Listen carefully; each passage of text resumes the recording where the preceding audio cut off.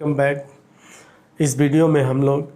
केंद्र राज्य संबंधों के बीच प्रशासनिक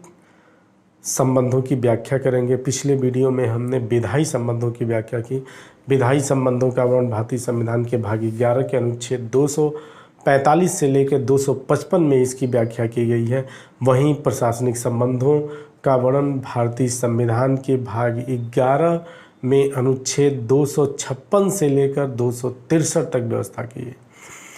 तो अगर प्रशासनिक संबंधों की बात करें तो केंद्र और राज्यों के मध्य जो प्रशासन है, जो एडमिनिस्ट्रेशन है, उसका वर्णन भारतीय संविधान में किस तरीके से किया गया है कि केंद्र का,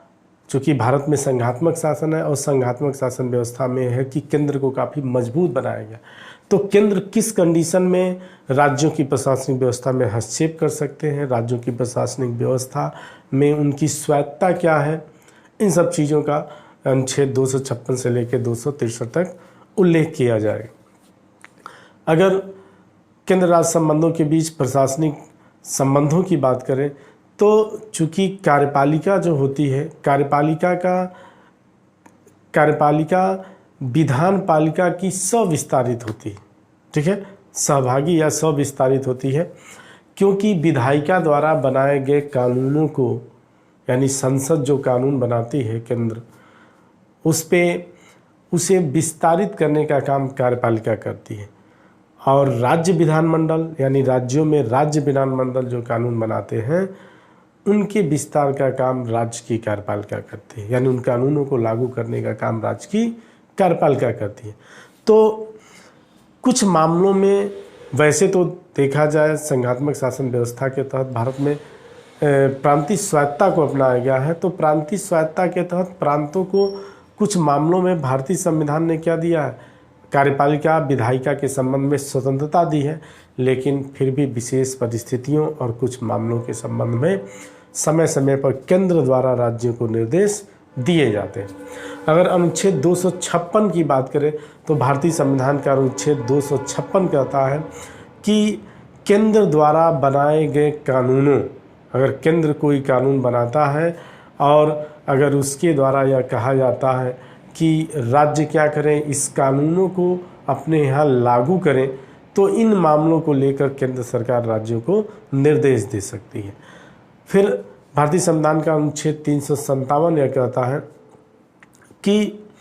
जो राज्य की कार्यपालिका होती है, यानी राज्य की कार्यपालिका ऐसे अगर कानून निर्माण कर रही है, वहाँ की कार्यपालिका या वहाँ का जो विधानमंडल है अगर कानून निर्माण कर रहा है, तो कानून निर्माण के दौरान और कानून लागू करने के दौरान वो क्या करें, केंद्र के द्वारा बनाए गए जो भी कानून है या जो भी नीति निर्देशन है उनका वह पालन करें, और इन संबंध में केंद्र राज्यों को निर्देश दे सकता है। ठीक है, ये हुए अनुच्छेद 256 और 257। अगर वहीं हम अनुच्छेद और केंद्र राज्य संबंधों में प्रशासनिक संबंधों की अगर हम बात करें तो इसके बाद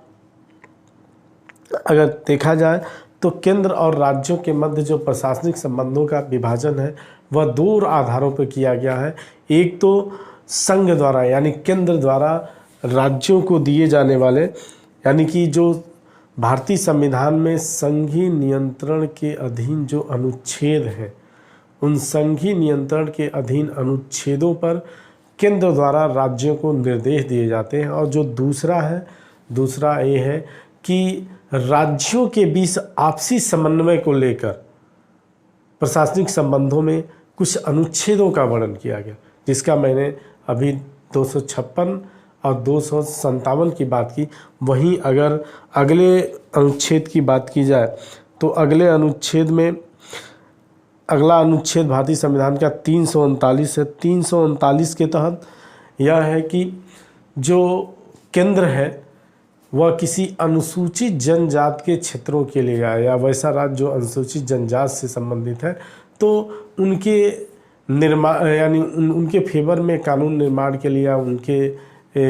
जो भी हो, इसके लिए केंद्र क्या कर सकता है, राज्यों को निर्देश दे सकता है।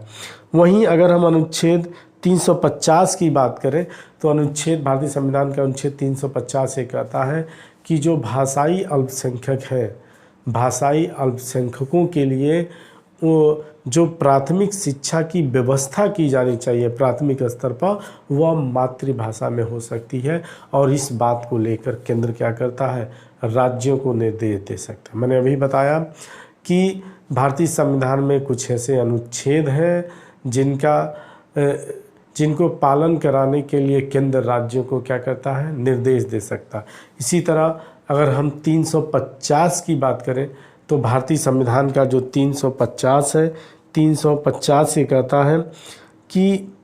अभी मैंने बताया अल्पसंख्यकों के संबंध में, और वहीं अगर 351 भारतीय संविधान के अनुच्छेद 351 के तहत केंद्र राज्यों को निर्देश दे सकता है कि वे हिंदी भाषा का विकास करें। वहीं केंद्र संबंधों के बीच, खास करके प्रशासनिक संबंधों के बीच जो अगला टॉपिक है और जो अगला अनुच्छेद है वह अनुच्छेद है 353। 353 के तहत आपातकाल के दौरान यदि भारत में अनुच्छेद 352 के तहत पूरे भारत में आपातकाल लागू हो तो उस कंडीशन में केंद्र राज्य कार्यपालिका को यह आदेश दे सकता है कि वह क्या करे, वह केंद्र के निर्देश से काम करे। और वहीं अगर हम अनुच्छेद 356 की भी बात करें, जब राज्यों में क्या होता है, संवैधानिक तंत्र विफल हो जाता है, तो राज्यों में संवैधानिक तंत्र विफल होने के कारण जब राज्यों में राष्ट्रपति शासन लागू रहता है तो उस दौरान केंद्र राज्यों को आवश्यक निर्देश दे सकता है, उनका पालन करना राज्यों का कर्तव्य है। 355 की अगर हम बात करें तो 355 यह कहता है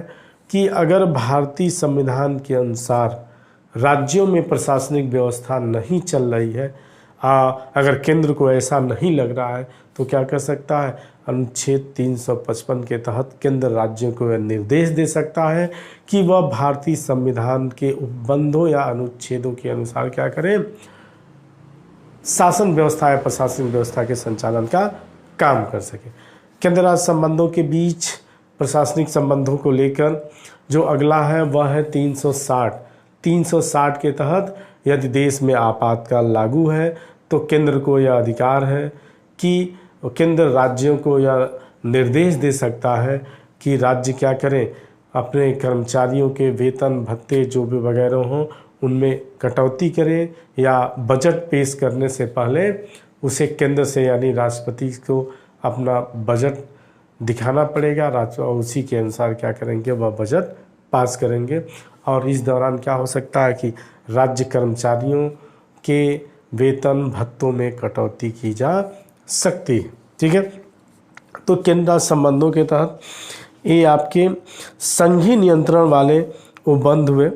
यानी जिसके तहत संघ क्या करता है, राज्यों को निर्देश देता है समय समय पर। ठीक है, अब भारतीय संविधान का अनुच्छेद 258 यह कहता है कि राष्ट्रपति किसी राज्य सरकार की सहमति से उस सरकार को या उसके अधिकारियों को ऐसे किसी विषय से संबंधित कृत्य जिन पर संघ की कार्यपालिका शक्ति का विस्तार है वह क्या करेगा, राज्यों को सौंप सके। यानी भारतीय संविधान का अनुच्छेद 258 कहता है कि ऐसा केंद्र सूची का कोई भी विषय जिस पर कानून बनाने का पूरा अधिकार और इसे लागू करने का अधिकार अगर केंद्र को है तो अनुच्छेद 258 के तहत केंद्र क्या सकता है, इस कार्य को या इस विषय को राज्यों को सौंप सकता है और निर्देश दे सकता है कि राज्य क्या करे, उस पर कानून बनाए और उसे लागू करे। इसी तरह संविधान के अनुच्छेद 258 को के तहत ये व्यवस्था की गई है कि अगर राज्य का राज्यपाल चाहे तो राज्य सूची यानी कि राज्यों के अधिकार क्षेत्रों में आने वाले विषयों पे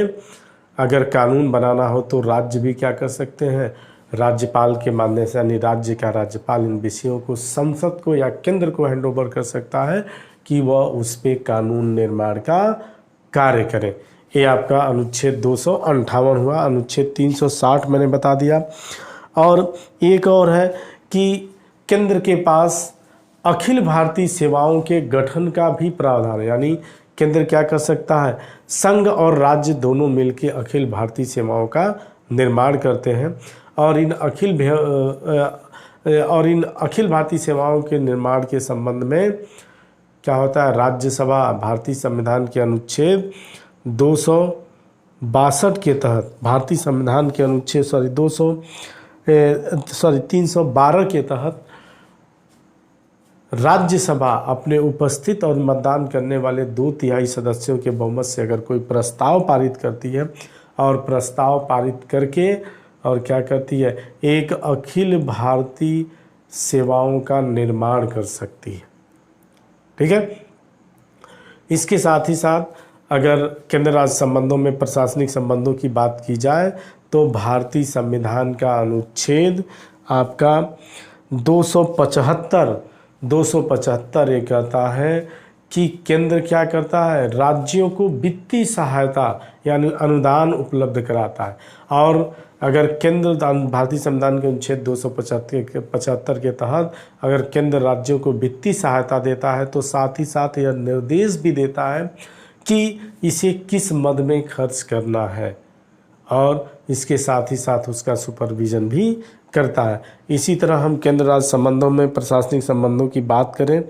तो मैंने ये बताया कि आपातकाल के दौरान आप जानते हैं कि पूरे भारत में अनुच्छेद 352 के तहत आपातकाल लगाया जा सकता है। इस दौरान पूरे राज्य की कार्यपालिका शक्ति को केंद्र निर्देश दे सकता है या राज्य सूची के विषयों पर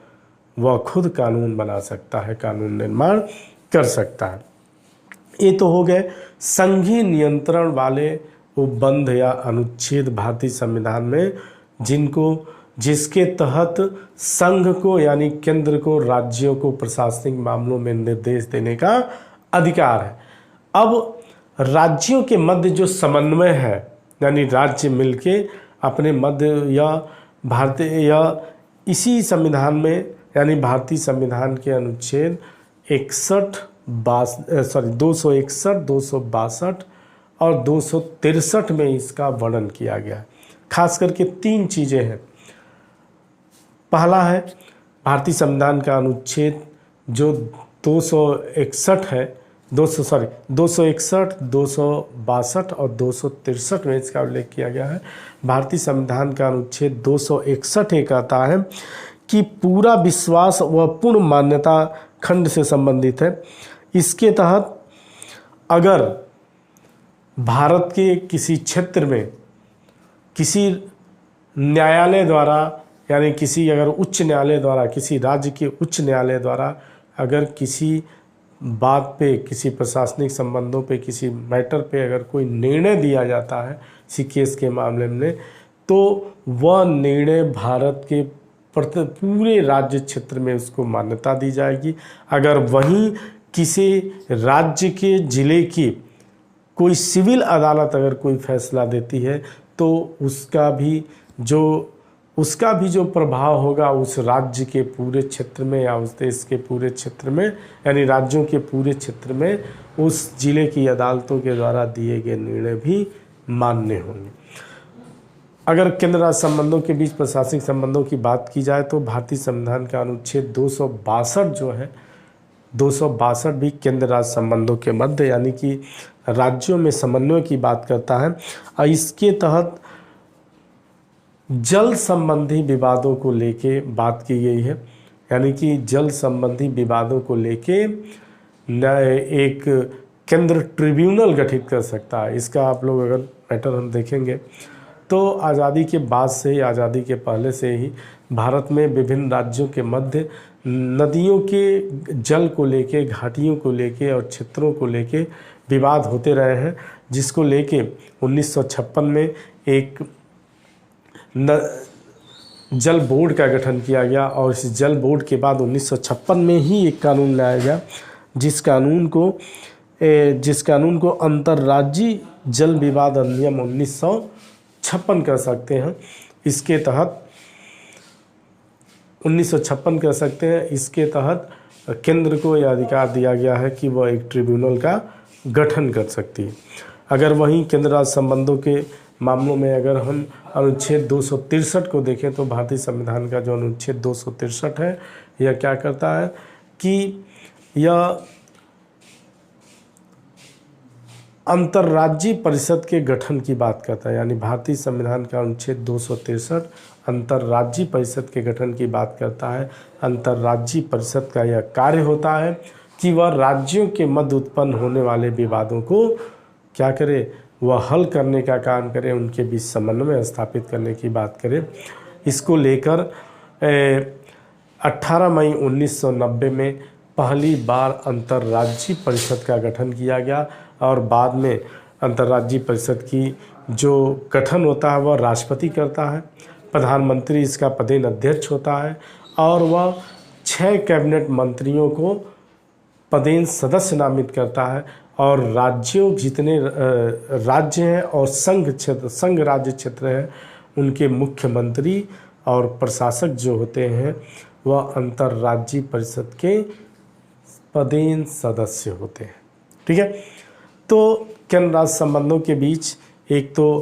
अनुच्छेद 256 से लेकर 263 तक कुछ ऐसे अनुच्छेदों को मैंने बताया जो संघ के अधिकार में, यानी जिसके तहत संघ राज्यों को निर्देश देता है। और कुछ अनुच्छेद 261, 262 और 263 जो है यह राज्यों में समन्वय स्थापित करने की बात करते हैं। इसी समन्वय को लेते हुए आगे चल के कुछ आयोगों और समितियों का गठन किया गया और इन समितियों ने क्या किया, अपने सुझाव और सिफारिश दिए, जिनमें शीतलवाड़ समिति थी जो 1966 में स्थापित की गई। प्रशासनिक सुधार आयोग का भी इसी समय गठन किया गया 1969 के आसपास। इसने अपनी रिपोर्ट दी, यानी कि शीतलवाड़ समिति ने अपनी रिपोर्ट में यह कहा कि संविधान में संशोधन किए बिना ही राज्यों को क्या दिए जाए, राज्यों के मामले में उनको यह अधिकार दिए जाए कि उन्हें और स्वायत्तता प्रदान की जाए। यानी कि शीतलवाड़ समिति और प्रशासनिक सुधार आयोग का यह कहना था कि राज्यों को क्या दिए जाए, उनमें जो सुधार किए जाए उन्हें राज्यों को और स्वायत्तता दी जाए और स्वतंत्रता दी जाए अपने प्रशासन के संबंध में, प्रशासन चलाने के संबंध में। लेकिन क्या हो, अगर स्वायत्तता दी जाए तो संविधान में संशोधन न हो, यानी बिना संविधान में संशोधन किए। आगे चल के 1969 में ही तमिलनाडु की सरकार ने एक राजमन्नार आयोग का गठन किया और राजमन्नार आयोग ने भी आगे चल के कुछ सालों को 1-2 सालों के बाद अपने सुझाव दिए। राजमन्नार आयोग ने अपने सुझाव में कहा कि एक अंतर्राज्यीय परिषद का गठन होना चाहिए और साथ ही साथ अवशिष्ट विषय, यानी जो सूचियों के तहत केंद्र सूची, राज्य सूची, समवर्ती सूची के तहत जो अवशिष्ट विषय राज्यों को केंद्र को दिए गए हैं, या तो उसे समाप्त कर दिया जाए या अवशिष्ट विषयों को उठा के राज्यों को दे दिया जाए। और साथ ही साथ राजमन्नार समिति ने यह भी कहा कि अखिल भारतीय सेवाओं को समाप्त कर दिया जाना चाहिए। यानी राजमन्नार आयोग ने अपनी सिफारिश में कहा कि अखिल भारतीय सेवाओं को जितनी जल्दी हो उसकी समाप्ति कर दी जाए, उसे समाप्त कर दिया जाए। उसके पश्चात 1983 ईस्वी में एक सरकारिया आयोग का गठन किया गया और सरकारिया आयोग ने 1989 में अपनी रिपोर्ट दी और इस रिपोर्ट में केंद्र राज्य संबंधों की बात सरकारी आयोग ने की और सरकारी आयोग ने अपने सुझाव में एक लंबा पैनल दिया। तो खास करके हम केंद्र राज्य संबंध पढ़ रहे हैं, बाद में जब समितियों को पढ़ेंगे तो इसमें मैं सरकारी आयोग की समितियों, राजमन्नार समितियों, शीतलवाड़ समिति, इन सब की मैं चर्चा करूंगा। इसके बाद एक समिति का गठन होता है 2000 के करीब में। 2000 में एक और समिति का गठन होता है, उसका नाम है वेंकटचलैया समिति। इस समिति की नियुक्ति मुख्य न्यायाधीश श्री एम.एन. वेंकटचलैया की अध्यक्षता में की गई थी। यह 2002 में इसने अपनी रिपोर्ट दी और इस रिपोर्ट में इसने कहा कि राज्यपालों की नियुक्ति के संबंध में, यानी कि राज्यपालों की नियुक्ति क्या हो, 5 वर्ष के लिए सुनिश्चित की जाए और साथ ही साथ एक पैनल बनाया जाए और इस पैनल में क्या हो, भारत के प्रधानमंत्री हों, उपराष्ट्रपति हों, लोकसभा के अध्यक्ष हों, इनको मिला के एक पैनल बनाया जाए और वही क्या करे, वही इसको स्थापित करने की बात करे, इसका गठन यानी कि राज्यपाल की नियुक्ति का काम वही करेगी। लेकिन ऐसा हो नहीं पाया। इसके बाद 2007 में एक और समिति बनी, उस समिति का नाम था MM पुंछी आयोग। MM पुंछी आयोग ने भी राज्यपाल के संबंध में एक लंबी सिफारिश दी कि केंद्र और राज्यों के मध्य में राज्यपाल के क्या संबंध होने चाहिए। तो इसने भी राज्यपाल को कहा कि पुंछी आयोग ने कहा कि राज्यपाल की नियुक्ति अगर किसी राज्य में हो रही है तो ऐसे व्यक्ति को उस राज्य में नियुक्त किया जाए जो वहाँ की लोकल राजनीति से संबंध न रखता हो। ठीक है, ये मुख्य बातें थी पुंछी आयोग की। तो केंद्र और राज्य के संबंधों के बीच जो प्रशासनिक संबंधों का हमने वर्णन किया कि केंद्र और राज्य के मध्य प्रशासनिक संबंध, वह मुख्य यही थे। इसके बाद जो हमारा अगला वीडियो होगा वह होगा केंद्र और राज्यों के मध्य वित्तीय संबंध। Okay, thank you.